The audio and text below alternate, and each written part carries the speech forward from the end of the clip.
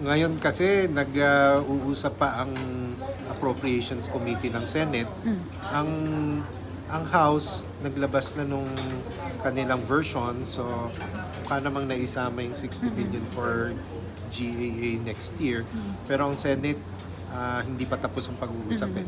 And then secondly, yung treatment nung 60 billion, hinihintay din namin kasi nga may pending Supreme Court case eh.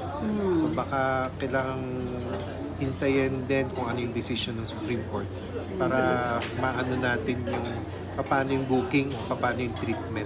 Paano sir, pag di binalik yung 60 billion? Sana naman po bumalik kasi pinakita ko po namin 214 billion na ang aming na bibigay ng mga benefit payment ngayon pa lang po end of September. Pero malamang-lamang naman po base po dun sa mga statements po ng ating mambabatas na talaga pong susuportahan nila ang PhilHealth ngayong susunod na taon. Pero Doc, wala pa po tayong nakikitang date kung kailan may ibabalik yung 60 billion. Mag-iingay na si Doc. Kasi yung announcement po ni President was yun nga po, ibabalik. So wala po tayong nakikita pang date or possible kailan maibalik. Hindi pa po malinaw, pero although yun nga po na ipasa dun sa mga binabalangkas na mga budget laws, yung pong 60 billion sa lower house.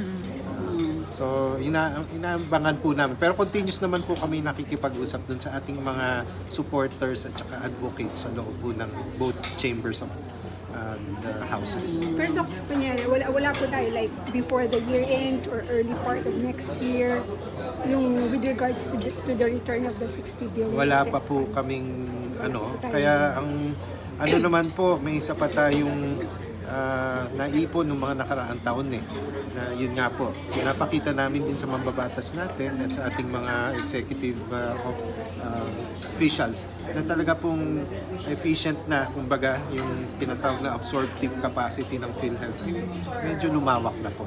Doc, saan po natin gagamitin yung 60 billion kung sakali? Ano po yung concentration ng paggamit natin? Saan po magpo-focus for the 60 billion? So may taunan po kaming tinatawag na corporate operating budget.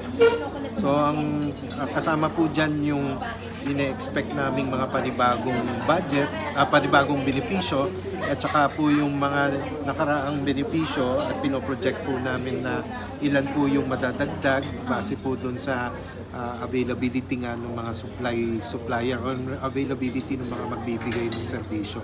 Kaya ngayon sinabi ko kanina isang nakapagdagdag doon sa pagtaas ng benefit payment namin ay marami na pong mga hospital at pinatutuhanan po yun ni Dr. Mel Santos ng ating PMA President na marami na pong doktor na naengganyo mag-engage with the PhilHealth Benefit Payment Package.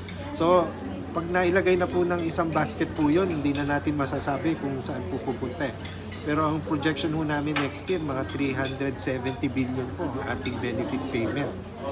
Compared po ng 305 na nasabi ko kanina this year. So, substantially, akit po na another 20% for next year. Ang projected po.